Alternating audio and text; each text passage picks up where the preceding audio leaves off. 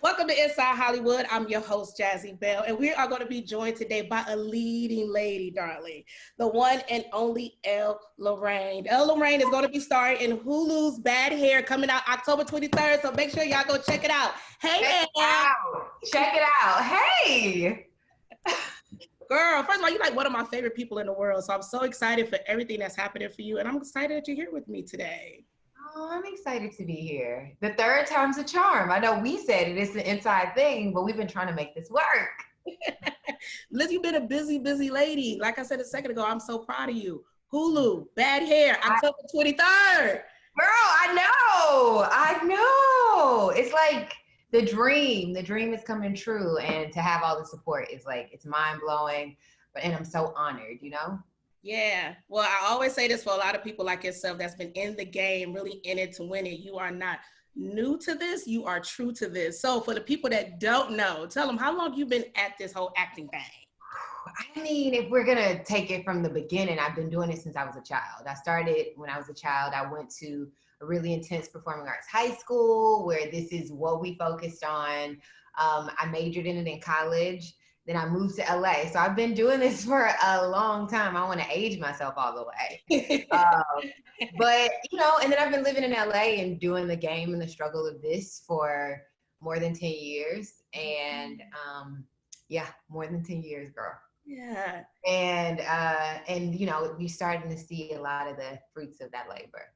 Yeah, I mean, just a quick little history with us. You know, I met you, I want to say it was like 5 years ago.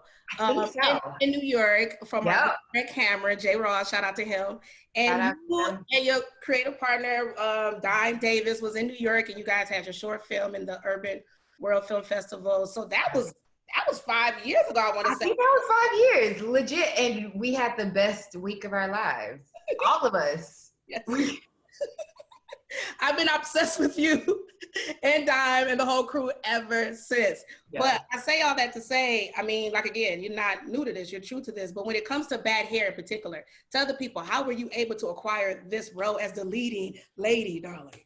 Yeah, okay. So I did an episode of Dear White People a few years ago. And you know, did that, and then I started doing some other shows, and I got a call from Justin, who's the writer, director, producer of Bad Hair, and he was like, hey, I have this new film. I'd love for you to come in and audition. And by the way, everybody's auditioning, so you got to bring it. And I'm like, how you hang up the phone like from that without being scared as hell? Mm-hmm. So hung up, I read the script, and then I was like, oh my God, I'm in love with this. I'm in love with this journey that this girl goes on. And I was like, I just got to do all the work. I got to go hard for it. And I did that. And I prepared with the audition. And then I went in and, you know, thank God the rest is history. As they say, the rest is history. But what I love about that is the fact that, you know, like you said a second ago, you did Dear White People. We loved your character on there. Insecure as well. He was on there as well. So shout out to Insecure. Hey. And you have this relationship with Justin, but it wasn't just given to you. Like, you worked your butt off for this. So I want to definitely do that. Yeah. Yeah. I mean, and I'm so grateful that he reached out to people he knew just to give an opportunity, but he was not giving anything away. And it makes me feel even better to know I earned this. Like, I know I did the work. I know I went in prepared, and I know I intentionally left everything I had to give in that room. And so when I got the call, I felt worthy of the role. And, you know, I had to do a lot of work to prepare. I had never led a movie before. And that's different from a play because you have so much rehearsal time. And I've done lots of those, but I'd never been in this position before. And I was like, I just got to do everything I got to do so I can show up. All these other people going to be in this film. I got to show up. Listen, and you showed up and you left your heart out there on the film. I saw it, disclaimer. I don't know if you knew that, but I was able to make some calls. I was like, I need to see this film. So, yeah, you did. And you are amazing. One of the scenes that I do want to talk about in particular is the opening scene, right? Where your character, the younger version of your character, is getting that good old just for me perm. I don't know if shout out to Zaria. That little girl is incredible and she killed it. Oh, So good, so good. And it resonated with me so much. I mean, just talk to me about that scene in particular and that little girl, you know, showing how we all had to experience that first, getting a perm and it burned her. I know for damn sure it burned me.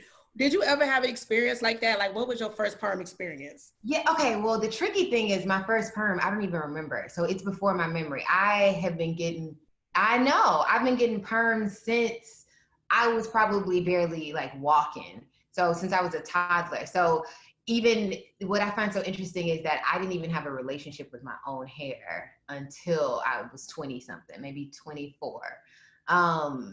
But just growing up, you know how it is. Like when you want your hair to be straight, you're willing to sacrifice and keep it on a little longer and suffer from those chemical burns. And it's like a little trauma repeated over and over and over that we take ourselves through. So yeah, I knew that exact scene. I had suffered that so many times. Yeah. Why do you think it was something that you experienced before you can't even remember the experience? I mean, just talk about how the European standard of beauty is so embedded in American culture and in our history as Black people. It's like you said, you wasn't really was able to know your own natural hair until you turned 20. So just talk about, because I feel like the film definitely touches on that. So just talk about your experience with that. I think it's been a generational thing, honestly. I mean, I'm from Texas, so, you know, that's got that those southern roots in there. Some of it is humidity. You know, we got to do the harsh chemicals on our hair so that it won't curl up really quickly right after pressing. So that element is in there. But, you know, so many of us have been told that if we don't look a certain way, if we aren't kept up and straight in the way, you know, compared to how they, Europeans, look, then we look ragged or we don't look like we are kept. And so I think that there's been a part of us that it felt like whatever we bring to the table naturally isn't beautiful or it's not up to standard or up to code. So I think that was unconsciously embedded in me and so many of us from childhood, you know? Those straightening our hair was the version of beautiful, you know? So I definitely remember my mama was begging me not to get a perm while I'm begging her to get a perm. She really? She tried to deter me from getting it. And ever since, I always feel like my hair ain't been the same. So did your mom have her hair straightened back then or no? She did, but it was already, you know, done and gone with her. I guess she wanted to protect me from that experience. Yeah. It's funny, had to be whatever age you are in the third grade. I just remember wanting that just for me, perm. I wanted to look like that girl in the commercial, which I didn't know at the time wasn't Latavia. I know. So funny. But to speak more about your character, Anna and Bledsoe. And she wanted to be, you know, in the music industry, as far as the music television industry as a VJ, and having to be told she doesn't have the right look. And I wonder for you as Elle Lorraine, the leading lady, just your journey in Hollywood, have you ever experienced what Anna had to experience in this movie?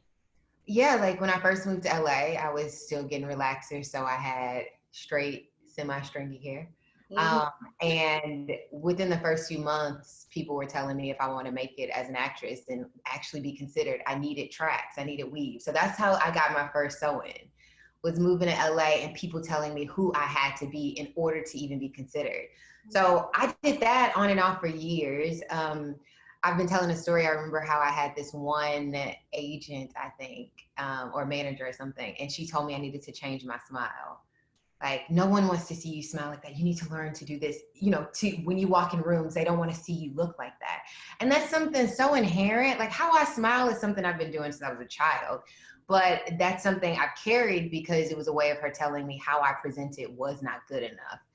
But with that being said, I didn't change it. And as I've gotten older and I've gotten more comfortable within myself, I've torn off those masks and those layers that I've added on over the years, and I've gotten back to myself in some ways. Yeah, I love that. I don't know if you see this, but I've been seeing, at least for probably the past 5 years, it seems like our people in particular, are starting to embrace our natural beauty. Yeah. Right. Our movement, you know, it's trickled all the way up and then all the way back down. Because I think so many women in entertainment felt like they couldn't present in this way. And I understand why, because it has not been acceptable for so long. But as more and more people do it, we've been fearless in taking on that identity of like naturalness. And once that's the case, then more and more women try it. You know, when you see your idol being natural, you like, hold on, let me undo this. That's so true. Speaking of idol, who was it for you that represented that for you when you finally saw yourself in a leading lady? Who was your first leading lady that you loved? You know, honestly, I'm gonna give you two. Okay. I will give you Whoopi Goldberg in The Color Purple. And that's watching it throughout stages of my life and identifying with that woman. And then another big one, I don't remember how significant it was at the moment, but I know it affected me forever, was Brandy and Moesha. You know, like seeing right? Yeah, seeing that girl on TV every week was inspiring. Yes, yes. Speaking of inspiring, this film is definitely that. When it comes to the storyline, what is it that you want? I will say young Black girls, but I feel like everyone is going to be impacted by this film and the message that in the film. What's the message that you want to make sure people take heed to? That's complicated because I don't want to limit anybody's experience. That's the beautiful thing. It's so layered. So one, I'll say there's so many messages to take away.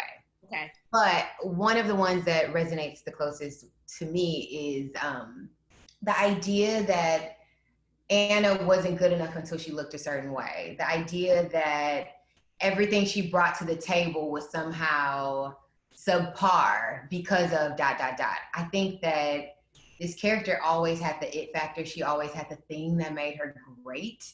And though she changed herself to get further, she lost herself. So it may take a little longer at times, or it may be a little harder. You may have to pave your own way, you know, through the trenches to get where you're going. But the thing that we bring and carry around that's unique is the thing that will make you the greatest version of yourself.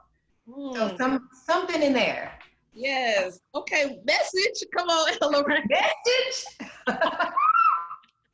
Gotta love it. What else I gotta love is all the freaking stars that's in this film working alongside some of the greats. I mean, Vanessa Wills, the fine, still fine, Blair Underwood. Like, still got it. And so many. Talk to me about the cast and working with them and what that experience was like. I mean, okay, I'm gonna try to list as many as possible. There's the Vanessa Williams, the Blair Underwood, the Lena Waithe, the Jay Farrows, Usher, Kelly Rowland, so many more. James Vanderbeek, who I love. Ooh, yeah. And I grew up sneaking and watching Dawson's Creek all the time. Yes. But that was one of the things that I feel like is such an honor, because these people all fell in love with the script and fell in love with what Justin was trying to say. And then they came as heavy hitters. And I was like, you know, I can't get right out of the ring. I got to make sure I'm stepping up. So it was an honor to be across from them and do scenes and play with them in this capacity, and then feel like I can handle this and I can be in that ring. So it was a big deal. I didn't fan out until after. I walked in real professional every day. But when we were done, I was like, oh, yeah, you know what I mean? And I'm such a huge fan of Kelly Rowland. Did I have Kelly Rowland and all that? I did. Okay. I'm such a huge Kelly Rowland fan, especially because I'm from Houston. So Destiny's Child is like pedestal. Yeah. So it was a big deal to be across from her, and I waited to fan out. Probably like a year later. A year later? Yeah, because I saw her again and I was like, Kelly, I never told you this, but I did have your poster in my room throughout high school. And she was like, okay, okay. Don't get weird now. I was like, it's too late. I'm letting you know everything. You gotta say, at least I waited till I rapped, like to fan out. Yeah, but no, she was cool with it. I think it was just like, oh, a year later, you're gonna tell me, you know, that you were completely in love with Destiny's Child. But it was dope. And Vanessa Williams is like a dream come true. She's legit like a fairy godmother you wish you get to have. So, and now I know her. And Laverne Cox. I didn't say Laverne Cox. So dope. Love so her. Dope. Loved her. One of the sweetest and most incredible people. And like working with her, she just made everybody feel so comfortable being in her presence. And that's something, you know, a star is a star when they can make everybody around them feel big and important too. Oh, I feel like that when I'm around you, Elle.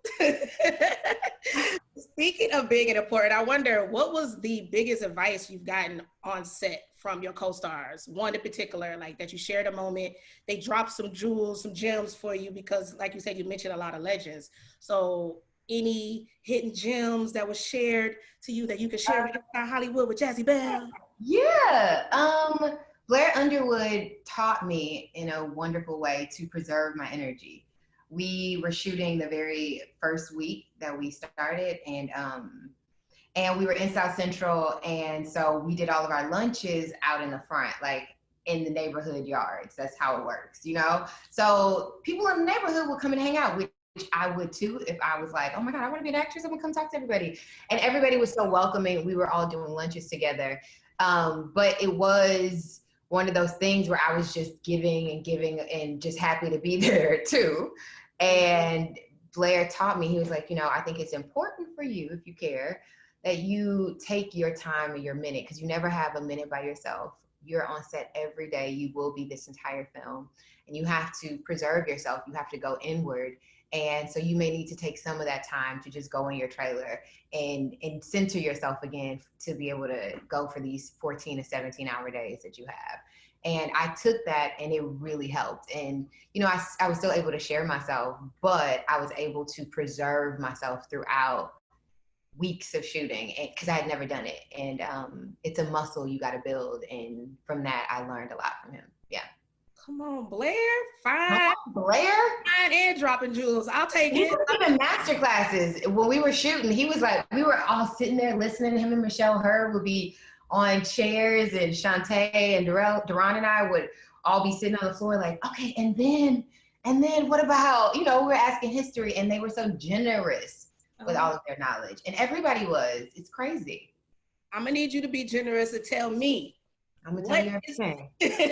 What was your most memorable moment on set?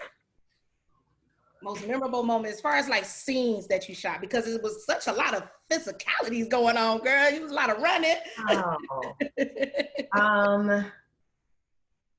God, that's so hard because there's so many. Okay,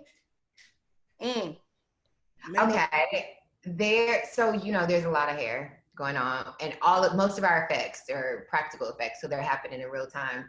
And there's this one part, and I don't want to give away too much, where Vanessa's character and I are, you know, together. Yeah. And there's just literally hair flying everywhere. So we're cocooned in these hair, like, I don't know what you even call it, nests, and we cannot move. And literally we're having to act our asses off. And it's me and her being like, I'm going in this with you. I'm in it with you. And we couldn't move out of them because you have to be there so that the takes are consistent. Mm-hmm. So that was probably one of the most fun days I had because I literally was wrapped in it. And I think I found hair throughout my apartment for the next month. Yeah. You know what? Another one. I'm gonna give you one more. Okay. So Jay and I would be doing some scenes, and we couldn't. There's this one scene in particular, where I'm above him. If you know that scene, he's below. Farrell, you're above. Yes. Mm-hmm. Yeah. And we couldn't move either, so we were in these positions for like 6 hours.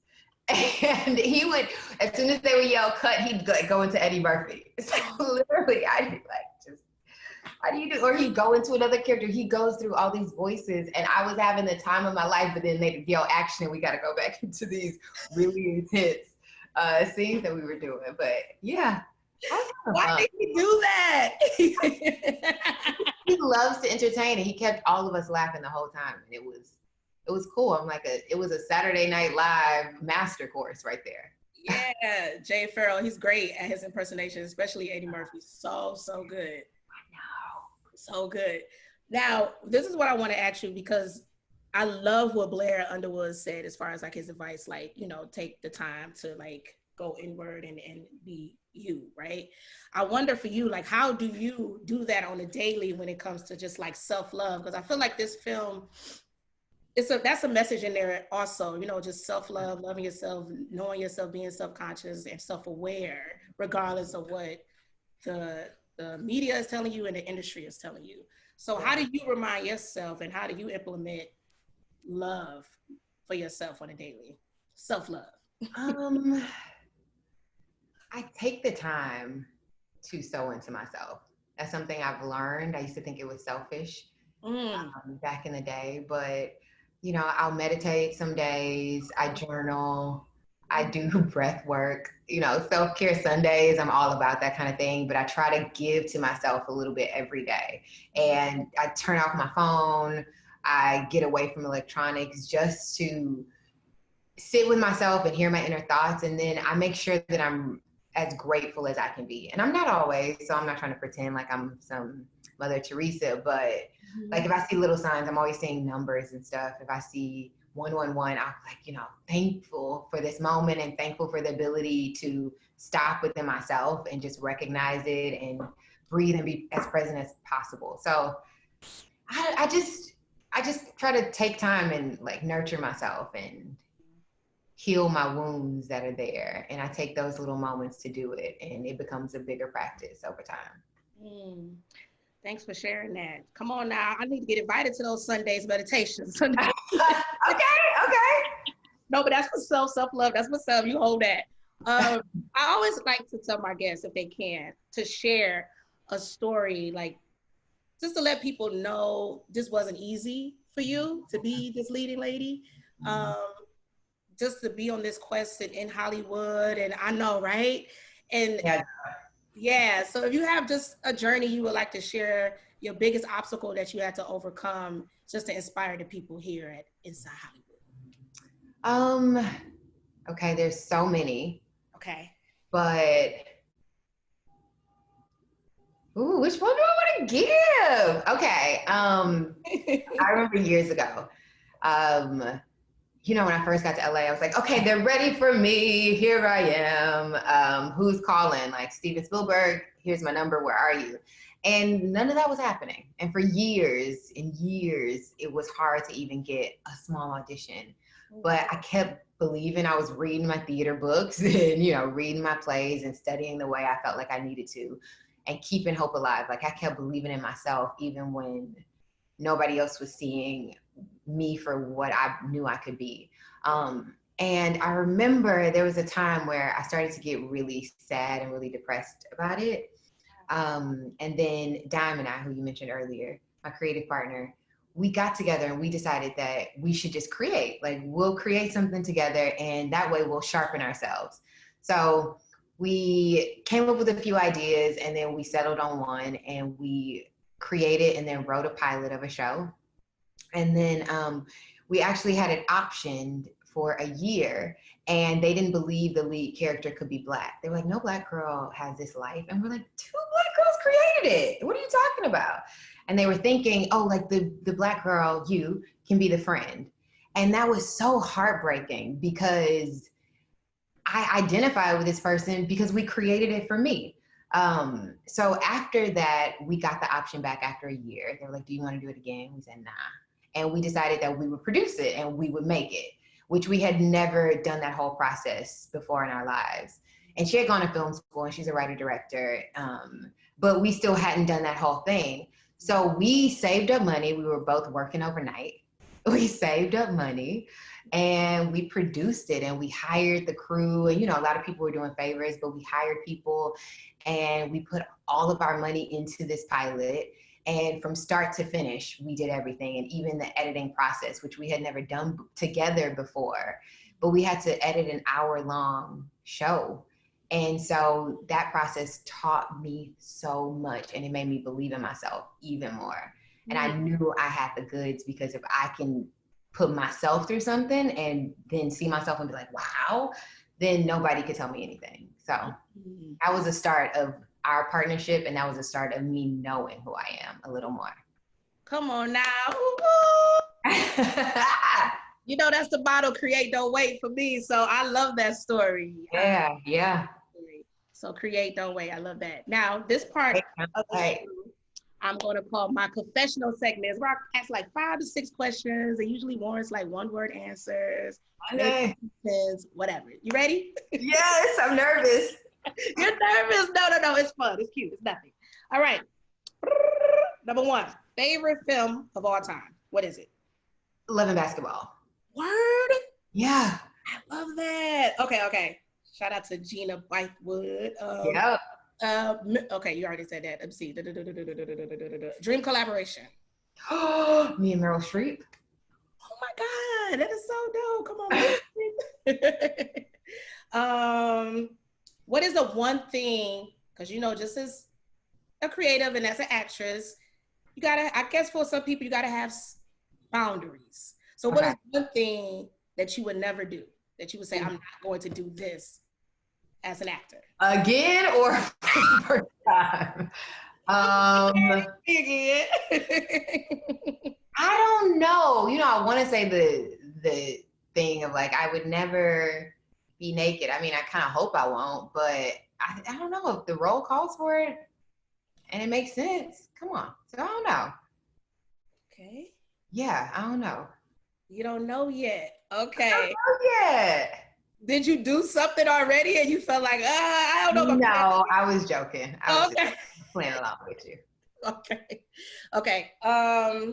When it comes to advice to little girls that's struggling with their identity, what would you like to tell them? Put up images around you that look like you. On your wall, on your mirrors, pictures, paintings, whatever. You got to print them out. Put it up around you, and slowly it'll start breaking down all of those negative feelings that you feel. It'll change your thoughts without you realizing it. Okay. When it's all said and done, how will Elle Lorraine like to be remembered? Oh God, I think, no, I know. I would like to be remembered as somebody who helped people, who changed the world a little bit by helping people see themselves, yes, but I want to do so much humanitarian work in my life. So I want to give back and really change people's futures with my hands and with my influence.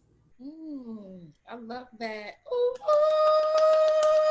Thank you. So, before you go, if you can, with everything that we talked about, with everything that's going on in your life right now, being the leading lady of the film, Hulu's back here. Make sure y'all check it out October 23rd. Yeah. What is the one word that you would say describes the feeling that you feel right now? One word, not a phrase, not a sentence, but one word. What would it be?